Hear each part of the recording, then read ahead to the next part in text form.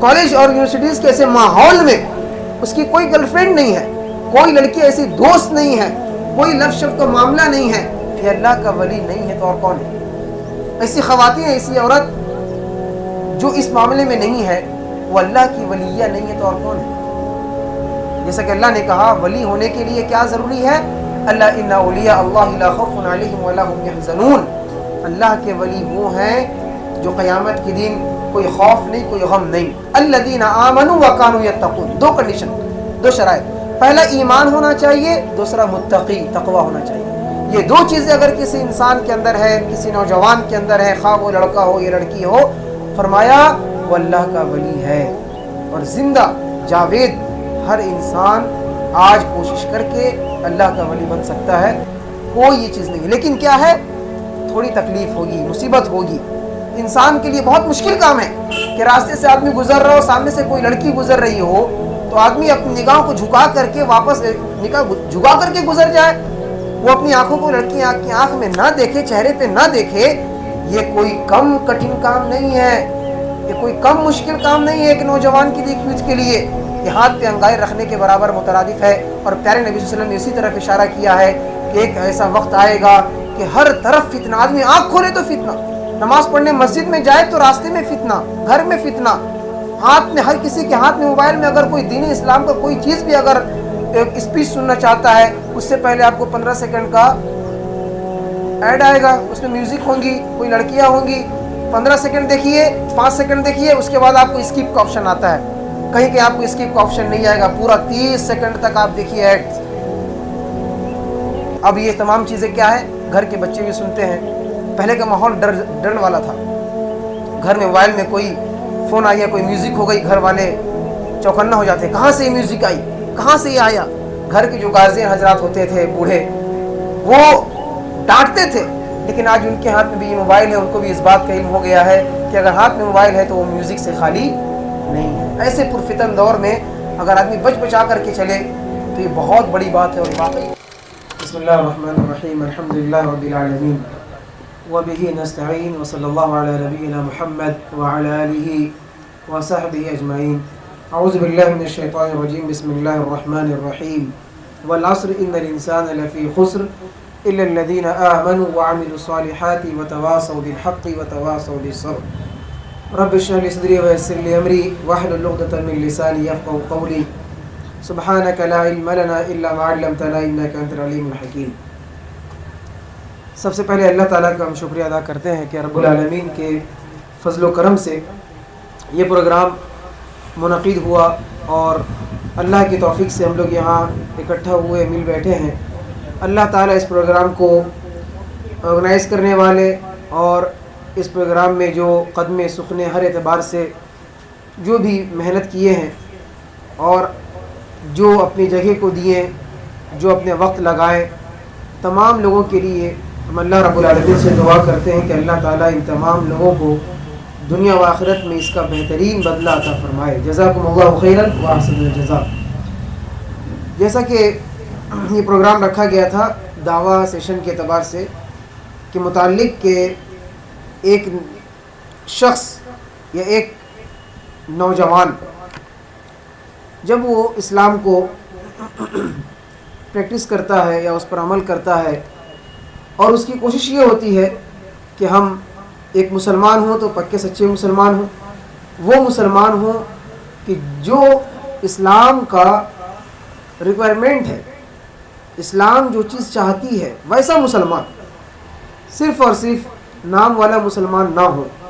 اس اعتبار سے اللہ رب العالمین نے ایک مسلمان سے اس بات کا تقاضا کیا ہے، یہ مطالبہ کیا ہے کہ ایک مسلمان شرک سے پاک ہو، بدعات سے پاک ہو، خرافات سے پاک ہو، ورنہ اللہ نے تو سورہ یوسف کی آیت نمبر 106 میں یہاں تک کہا ہے کہ بہت سے لوگ مسلمان ایسے بھی ہیں جو اپنے آپ کو مسلمان کہتے ہیں، ایمان والے ہیں، لیکن وہ شرک بھی کرتے ہیں، اللہ کے ساتھ دوسروں کو شریک ٹھہراتے بھی ہیں۔ فرمایا وَمَا يُؤْمِنُ أَكْثَرُهُم بِاللَّهِ إِلَّا وَهُم مُشْرِكُونَ۔ اس اعتبار سے جو پکا سچا مسلمان ہونے کے بعد ایک آدمی کی خواہش یہ ہوتی ہے، اور پکا سچا مسلمان کے اندر ایک دلی تمنا یہ ہوتی ہے کہ جس طرح سے میں اسلام کو پریکٹس کر رہا ہوں، اسلام پر عمل کر رہا ہوں، سچا دین، صحیح مذہب ہمارے پاس جو موجود ہے، اس کی اہمیت کو وہ لوگ بتا سکتے ہیں، وہ لوگ جانتے ہیں جن کو اسلام بہت ہی ارقریزی کے بعد، ارقریزی مطلب ہوتا ہے پسینے بہانے کے بعد، محنت، مشقت اور تکلیفوں کو برداشت کر کے اور بہت ساری سیکریفائز کے بعد ان کو یہ نعمت حاصل ہوتی ہے، تو وہ اس کی قدر و قیمت کو، اہمیت کو جانتے ہیں۔ جن کو باپ دادا سے ملا ہو، باپ دادا مسلمان تھے، بیٹا بھی پیدا ہوا مسلمان گھرانے میں، تو اس کو اس چیز کی اتنی اہمیت نہیں معلوم ہوتی ہے۔ اس اعتبار سے اللہ نے قرآن مجید میں اس بات کی وضاحت کی کہ جو انسان اگر کفر کی حالت میں مر گیا، اسلام کو نہیں پہچانا، نہیں جانا، اللہ تعالیٰ اس کو کبھی معاف نہیں کریں گے، گرچہ وہ پوری زمین کو سونا بھر کر کے بھی دے دے، اللہ تعالیٰ معاف نہیں کریں گے۔ لیکن اگر کوئی اسلام کو قبول کرتا ہے یا اسلام کو اس کے دین کے اعتبار سے، ہر اعتبار سے قبول کرتا ہے، تو پھر کیا ہے، وہ انسان کامیاب ہوگا۔ اور ہمیں اس چیز پہ ایمان ہے اور اس کی دلیل بھی ہے، لاجیکلی بھی اس کی دلیل ہے، حصی بھی اس کی دلیل ہے، اور قرآنی آیات اور احادیث کے تعلق سے بھی اس کی بہت ساری دلیلیں موجود ہیں۔ جیسے کہ اگر اس کا ہم مشاہدہ کرنا چاہیں تو یوٹیوب میں مفتی یاسر ندیم الواجدی ہیں، جو کہ ماشاءاللہ ان کا کام ہی یہ ہے کہ جتنے بھی ایکس مسلمز ہیں یا پھر ایتھیسٹ ہیں یا ایگنوسٹک ہیں، اس طرح کے جو لوگ ہیں جو لبرلزم سے بہت زیادہ تعلق رکھتے ہیں یا ان کا ذہن اس طرح سے ہے، فیمنسٹ ہیں یا الگ الگ چیزوں میں جو لوگ اپنے آپ کو ظاہر کرتے ہیں، بتاتے ہیں، ان لوگوں سے ڈیبیٹ کرنا، مناظرہ کرنا، لائیو ڈسکشن کرنا، ہر ہفتے میں ان کا پروگرام ہوتا ہے۔ یوٹیوب میں اگر آپ دیکھیں گے تو اگر آپ اس کو فالو کرتے ہیں، اس چینل کو، بہت ساری ایسی نالج، ایسی چیزیں ملیں گی آپ کو کہ وہاں پر کچھ لوگ ہوتے ہیں، عامر حق صاحب ہیں، مفتی عاصم افتخار صاحب ہیں، یہ لوگ، اور اس طریقے سے ممبئی کے I+ کے جو زید پٹیل صاحب ہیں، وہ بھی ان لوگوں کے ساتھ مل کر کے الحمدللہ ایک ایسا کام کر رہے ہیں جو یہ بتانے کی کوشش کر رہے ہیں کہ اسلام کیا ہے، ایک مسلمان کو کیسا ہونا چاہیے، اور بہت ہی انٹرسٹنگ، بہت ہی اچھا یہ موضوع ہوتا ہے۔ اس سے کیا ہوگا، ہم یوتھ کو، ہم نوجوانوں کو دعوت دینے میں مدد ملے گی۔ دعوت کیسے دیا جائے، سامنے والے کے دماغ کو کیسے پڑھا جائے، سامنے والے سے بات کیسے کی جائے، اور موسٹ امپورٹنٹ، سب سے زیادہ اہم چیز دعوے کے میدان میں وہ یہ ہے پیشنس، صبر رکھنا۔ صبر کس بات میں، سامنے والے کی بات کو سننے میں، سامنے والے کے سوال کو سننے میں، سامنے والے مسئلے کو سننے میں صبر رکھنا۔ اور اسی طریقے سے صبر اتنی زیادہ ضروری چیز ہے کہ آدمی ایک ہی دن میں، چاہے کہ ہم پورا اسلام سامنے والے کو بتا دیں، پورا کا پورا اسلام اس کو سمجھا دیں، پکا سچا، پہلے ہی دن میں اس کو 5 وقت کا نمازی بنا دے، روزے دار بنا دے اور ہر چیز بتا دے، ایسا نہیں ہوتا، بلکہ اس پہ صبر چاہیے، تحمل چاہیے۔ دوسری چیز اس یہ ہے کہ صبر اور تحمل اس اعتبار سے بھی کہ آدمی پہلی ہی میٹنگ میں سب بات نہ کرے، خبر خیریت کرے، دنیا کی کچھ بات کرے، اس کے اندر کچھ ایسی باتیں اسلام کی، اس تعلیمات کی اس کو پیش کرے، جس کی وجہ سے سامنے والا اریٹیٹ بھی نہ ہو، پریشان بھی نہ ہو، اور پھر اس کو باتوں میں بہت ساری چیزیں اس کو اسلام کی سمجھ میں آنے لگے۔ تو یہ سب چیز کیا ہے، حکمت عملی ہے۔ اللہ نے اسی کا ذکر کیا، ادعو الی سبیل ربک بالحکمہ والموعظۃ الحسنہ، کہ اپنے رب کی طرف، اپنے رب کے راستے کی طرف آپ لوگوں کو دعوت دیجیے، بلائیے، بالحکمہ، حکمت کے ساتھ۔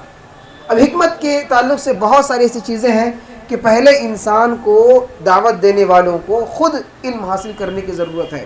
جیسے کہ عربی کا ایک بہت ہی مشہور تعریف ہے، رفع الجہل عن نفسہ، علم کی تعریف۔ عربی میں علم کس کو کہتے ہیں؟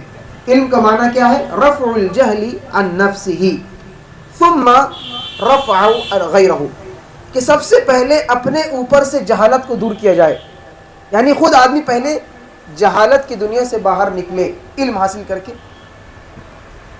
اس کے بعد کہا ثم عن غیرہ، پھر اس کے بعد اس کی ذمہ داری بنتی ہے کہ وہ دوسرے انسان کو بھی اس جہالت سے دور کرے، کیونکہ سامنے والا جب سوال کرے گا، آپ دعوت دیں گے، سامنے والا سوال کرے گا تو آپ کو اس کا جواب معلوم ہونا چاہیے، ہر اعتبار سے آپ کو اس کا جواب، اس کا علم۔ اب کون سا سوال کر سکتا ہے سامنے والا، آپ کو پتہ نہیں ہے۔ اس لیے اسلامک کی جو بیسک تعلیمات ہیں وہ کیا ہے، ہم دنیا میں کیوں آئے، دنیا میں کیا کرنا ہے، پھر دنیا کے بعد ہمیں کہاں جانا ہے، اور جانے کے بعد ہمارے ساتھ کیا ہونے والا ہے. یہ بیسک چیز ہے, بنیادی چیز ہے. اس چیز کو اگر ہم اپنی زبان میں سمجھائیں تو عقل مندی کے اعتبار سے بہت ساری باتیں آدمی کہہ سکتا ہے. اگر دعویٰ کا بہت سارا اگر اس طرح کا معاملہ ہو, کوئی سیریز وغیرہ اس پہ ہو, سیشن ہو بہت بڑا, تو اس پہ آدمی بتا سکتا ہے. لیکن اس کے علاوہ اس چیز کو سمجھنے کے بعد, عقلی دلیل دینے کے بعد, آدمی دلائل قرآن کی آیات اور احادیث سے اس کو آراستہ پیراستہ کر کے سمجھائے. کیونکہ اللہ کے نبی صلی اللہ علیہ وسلم کا دعوت کا ایک منہج, ایک اسلوب یہ تھا کہ جب بھی کسی کو دعوت دیتے یا کوئی بھی سامنے والا آپ سے مناظرہ کرنے آتا تو پیارے نبی صلی اللہ علیہ وسلم کا ایک معمول تھا. وہ کیا تھا؟ ضماد ازدی جو کافی دور سے فارس وغیرہ سے آ کر کے بہت بڑے شاعر تھے, ادیب تھے, لٹریچر کے ماہر تھے, عربک لٹریچر میں, آ کر کے لوگوں نے کہا کہ تم اس محمد سے نہ ملنا صلی اللہ علیہ وسلم, کیونکہ جو ان کی باتوں کو سنتا ہے وہ مسلمان ہو جاتا ہے, اسلام قبول کر لیتا ہے. لہٰذا وہ اپنے کانوں میں روئی ٹھوس کر کے خانہ کعبہ کا طواف کر رہے تھے. بالآخر ان کو اپنے اوپر بہت ہی غیرت آئی, شرم محسوس ہوا کہ میں اتنا بڑا شاعر ہوں, ادیب ہوں, لٹریچر کا ماہر ہوں, عربی زبان میں بہت ماہر ہوں, تو میں اگر اپنے علم کا فائدہ نہ اٹھاؤں اور اس محمد کی بات کے ڈر سے میں اپنے کان میں روئی ٹھوس لوں, یہ میرے لیے بہت بری بات ہے. تو انہوں نے کان سے روئی کو ہٹایا اور جا کر کے نبی صلی اللہ علیہ وسلم کے پاس بیٹھے اور کہا کہ بتائیے آپ کا کیا پیغام ہے؟ لوگ آپ سے دور رہنے کو کہتے ہیں, آخر کیوں, وجہ کیا ہے, بات کیا ہے؟ اللہ کے نبی صلی اللہ علیہ وسلم نے اپنی کوئی صفائی پیش نہیں کی, اپنی کوئی بات نہیں کی. پیارے نبی صلی اللہ علیہ وسلم نے خطبہ مسنونہ جو جمعہ کے خطبے میں پڑھی جاتی ہے, ان الحمد للہ نحمدہ ونستعینہ ونستغفر ونؤمن بہ ونتوکل علیہ ونعوذ باللہ, پوری کی پوری خطبہ حاجہ پڑھ دی. کہا کہ کیا پڑھے, پھر سے پڑھو, پھر سے پڑھے. کہا 3 بار پڑھنے کے بعد وہ کیا کیے, ضماد ازدی اسلام قبول کر لیے. اس طرح کفار مشرکین کے سامنے اللہ کے نبی صلی اللہ علیہ وسلم کوئی بہت بڑا لیکچر نہیں دیے یا بہت زیادہ کنونس نہیں کیے سمجھانے کے لیے یا اپنی بات کو منوانے کے لیے بہت ساری باتیں نہیں بنائی. سورہ نجم کی تلاوت کی, والنجم اذا ہوا ما ضل صاحبکم وما غوا, کم سے کم 60-70 آیتیں ہیں, پوری کی پوری تلاوت کیے. اللہ کے نبی صلی اللہ علیہ وسلم سجدہ کی آیت پہ سجدہ کیے, کفار مشرکین نے بھی آپ صلی اللہ علیہ وسلم کے ساتھ سجدہ کیے. یعنی کہ قرآن کی آیات اپنے آپ میں خوب زیادہ پاورفل ہے اور یہ بہت زیادہ افیکٹو ہے سامنے والوں کو دعوت دینے کے لیے, سامنے والے کے دل کو نرم کرنے کے لیے. آپ دیکھیں ساؤتھ کے ایک ضیاء الرحمن اعظمی, وہ مسجد میں گئے, شروع میں وہ نان مسلم تھے, اسلام قبول نہیں کیے تھے. مسجد میں جانے کے بعد وہ قرآن کی آیات سنے. قرآن کی آیاتوں کو سننے کے بعد ان کے دل میں خواہش جاگا کہ اسلام کے بارے میں پڑھی جائے. اسلام کو پڑھنے کے لیے انہوں نے عمر آباد, جو کہ تمل ناڈو میں, عمر آباد میں جا کر کے انہوں نے داخلہ لیا, کچھ دن وہاں پڑھے. وہاں سے مدینہ یونیورسٹی وہ گئے پڑھنے کے لیے. مدینہ یونیورسٹی میں پڑھنے کے بعد وہیں سے پوری پی ایچ ڈی کی اور اس کے بعد وہ بہت بڑے پروفیسر بنے اور حدیث کے بہت بڑے ماہر بنے اور حدیث کے میدان کے وہ وہاں کے مدینہ منورہ میں ٹیچر کے طور پر انہوں نے وہاں پر پڑھائی کی, لوگوں کو پڑھائی. اور انہوں نے الحدیث الجامع الکامل کتاب لکھی. یعنی کہ پوری جتنی صحیح احادیث ہے تمام کتابوں میں, صحیح بخاری, صحیح مسلم, سیاہ ستہ میں, مسند احمد میں, امام مالک کی موطا میں, تمام حدیثوں کی کتابوں کو ایک جگہ جمع کر دیا. اور یہ کام آج تک کسی نے نہیں کیا تھا. محدثین کے بعد اس دور میں سب سے بڑا کام انہوں نے کیا. یعنی کہ وہ ریورڈ تھے, اسلام پہ نہیں تھے, لیکن اتنی بڑا مقام ان کو حاصل ہوا.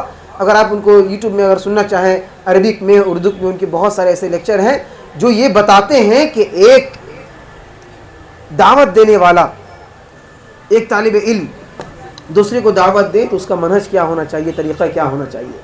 تو ہم لوگوں کو ان لوگوں سے کیا کرنا ہے, سیکھنا ہے.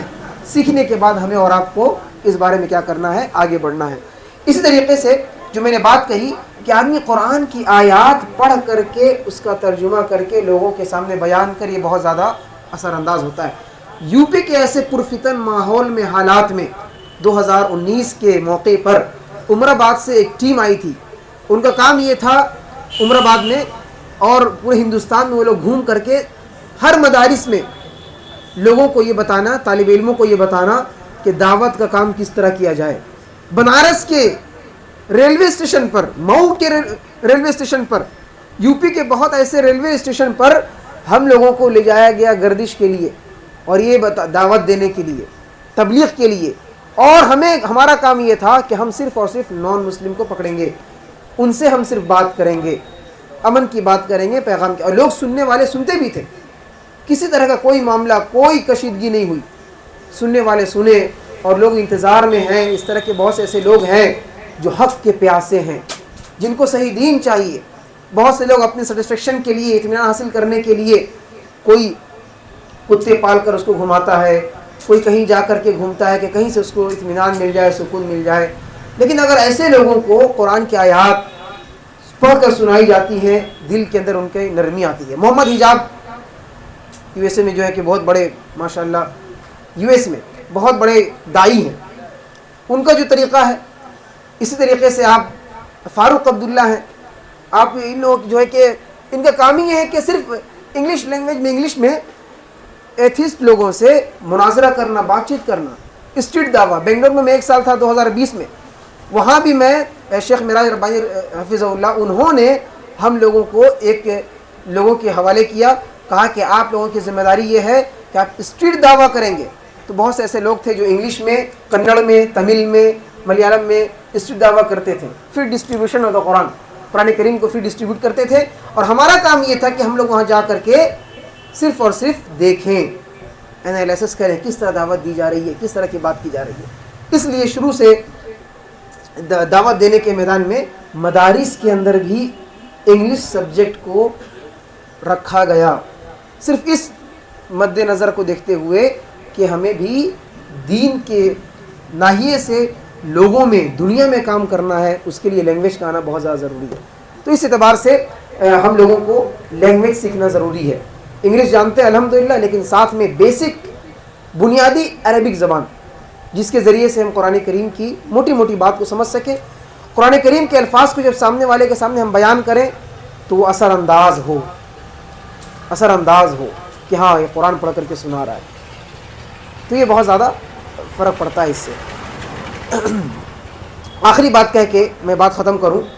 آخری بات وہ یہ کہ دیکھیں، اس دور میں اس مشن کو لے کر کے آگے بڑھنا، اس مقصد کو لے کر کے آگے بڑھنا کہ ہم خود جس طرح سے اسلام پر عمل کر رہے ہیں، دوسرے کو بھی اس چیز کی کیا ہو، اس کی فکر ملے، یہ سوچ ملے، دوسرے کو بھی یہ اسلام کی تعلیمات ملیں. اس کے لیے اللہ رب العالمین نے ہم لوگوں کو ایک بہترین ٹائٹل دیا. سورہ ال عمران سورہ نمبر 3 کی آیت نمبر 110 میں کہا کنتم خیر امۃ اخرجت للناس، تم بہترین امت ہو جو لوگوں کے لیے نکالی گئی ہو. اور بہترین امت کیوں ہے؟